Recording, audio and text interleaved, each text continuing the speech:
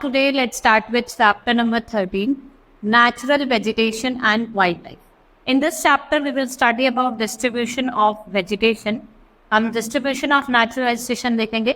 देखो जो distribution है और natural growth है natural resources की, वो आपके different factors, air, water, sunlight, type, rainfall, latitude, altitude और slope of land पे depend करते हैं. तो हमने इसको ब्रॉडली क्लासीफाई करा है 3 कैटेगरी में, फॉरेस्ट, ग्रासेस एंड श्रब्स. सबसे पहले हम बात करते हैं natural vegetation and wildlife की.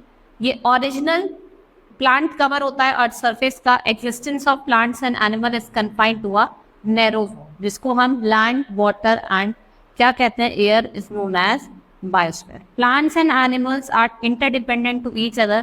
Plants are useful to us in many ways. ये हमें टिम्बर प्रोवाइड करते हैं, मेडिसिनल हाउस प्रोवाइड करते हैं, वुड पाइप प्रोवाइड करते हैं, shelter to animal, oxygen for breathing, ठीक है, और प्रोटेक्ट करते हैं सॉइल फॉर इरोजन, सीप करते हैं वाटर को और हेल्प करते हैं कंट्रोलिंग फ्लड्स. वाइल्ड लाइफ में आपके सारे birds, animal, insect, worm, microorganism हो जाते हैं. ये हमें meat, egg, honey, raw material provide करते हैं. और बर्ड्स और इंसेक्ट्स को क्या एक्ट कैसे करते हैं, एज अ डिकम्पोजर. और जो प्लांट्स एंड एनिमल है, एक हमारा इकोनॉमिक बैलेंस को मेंटेन करने में इंपॉर्टेंट रोल प्ले करते हैं. Now forest. A large number of trees are grown close to each other, making clusters are called forest. जो डेंसिटी ऑफ ट्रीज की वो किस पे डिपेंड करती है, आपकी क्लाइमेट पे और सॉइल की कंडीशन पे. ठीक है, फॉरेस्ट जो होते हैं वो मेनली आपके ग्रो करते हैं हॉट एंड ह्यूमिड क्लाइमेट पे. टाइप्स ऑफ फॉरेस्ट की बात करते हैं. देखो डिफरेंट टाइप्स के फॉरेस्ट होते हैं. ठीक है, अगर हम बात करें क्लाइमेट की, सॉइल, एल्टीट्यूड, सनलाइट, लोकेशन भी, forest are found there in abundant water supply. ठीक है, फॉरेस्ट को हमने डिफरेंट टाइप्स में डिवाइड करा है. सबसे पहले हम पढ़ेंगे ट्रॉपिकल रीजन. ठीक है, both the tropical evergreen and tropical deciduous forest, ये आपको ट्रॉपिकल रीजन में मिलते हैं. और जो ट्रॉपिकल एवरग्रीन फॉरेस्ट है वो आपको इक्वेटोरियल रीजन में दिखेंगे, क्योंकि जो इक्वेटोरियल रीजन होता है वो बहुत ज़्यादा हॉट और वेट रहता है through out the year.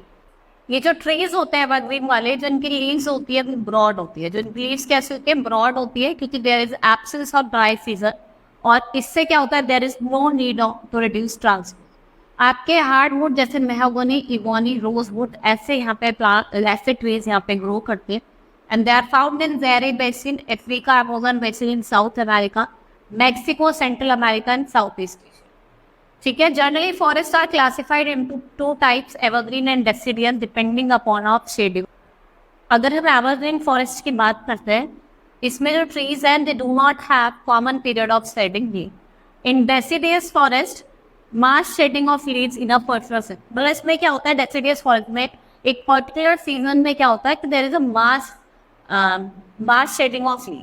They are further classified into tropical and temperate forest depending upon the latitude. ठीक है, due to increasing population forest are cleared on large scale for agriculture and human activity, जैसे industries के लिए, mining के लिए और कुछ construction activities. जिससे क्या हुआ है, डिप्रेडेशन ऑफ फॉरेस्ट हुआ है. And the conservation of forest is definitely needed for the art. Grasslands की बात करते हैं. Grasses grow as a natural vegetation in region of moderate. जहाँ पे रेनफॉल मॉडरेट होती है, वो ग्रासेस होते हैं वो नेचुरली ग्रो करते हैं. ठीक है, as the rainfall decreases forest cover become less dense and grasses grow between scattered thick. 2 तरीके के ग्रासलैंड्स हैं. सबसे पहले हम ग्रासलैंड, ट्रॉपिकल ग्रासलैंड्स की बात करते हैं. ये आपको इक्वेटोरियल फॉरेस्ट और ट्रॉपिकल रीजन्स में देखने को मिलेंगे. इसमें क्लाइमेट वार्म होता है और इसमें 2 डिस्टिंक्ट सीजन होते हैं, वेट एंड ड्राई. ठीक है, जो रेनफॉल होती है, एनुअल रेनफॉल, वो 50 to 130 सेंटीमीटर होती है और 6 to 8 months of year followed by the period of grow.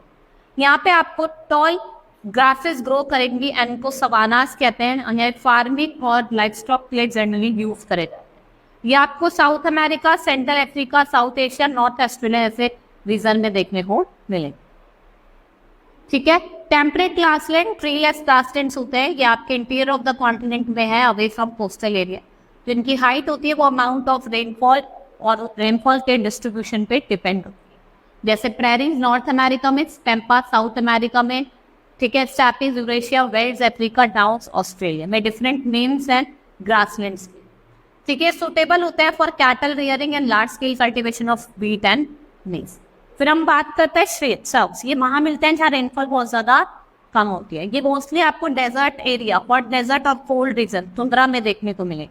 Desert area में वेजिटेशन कैसी होती है, ट्रॉपिकल और सब ट्रॉपिकल जो रीजन होते हैं ऊपर जो वेजिटेशन है वो थिक होती है, थॉर्न्स होते हैं, वेक्स कोटेड लीव्स होती है, स्पॉन्जी स्टेम्स होती है और लॉन्ग रूट्स होती है। ठीक है, in these hot desert thorny bushes and shrubs are common. Cactus and Acacia क्या है मेन स्पीशीज है, और डेट पाम जो है वो आपको ओएसिस के पास देखने को मिले।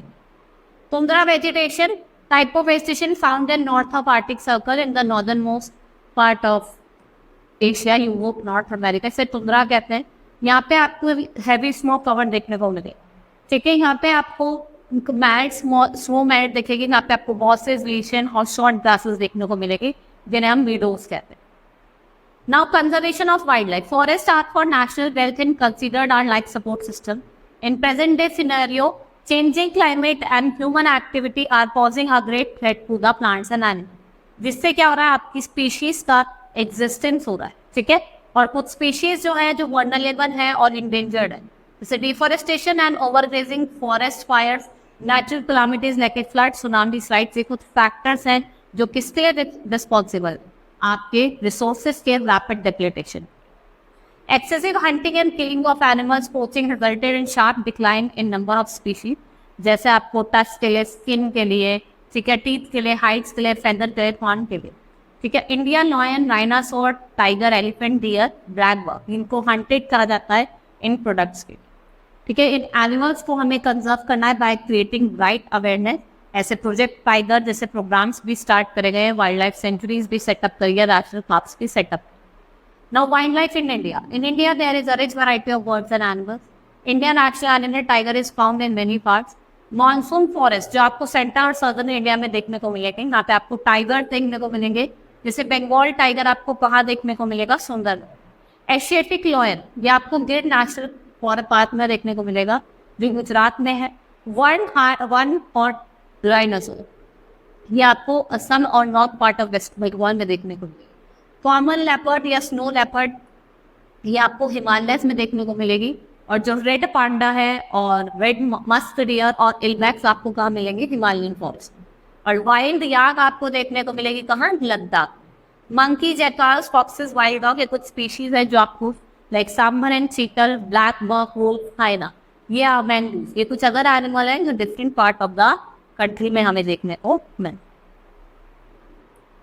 ठीक है, hope you understood the chapter. That's all for today. Thank you.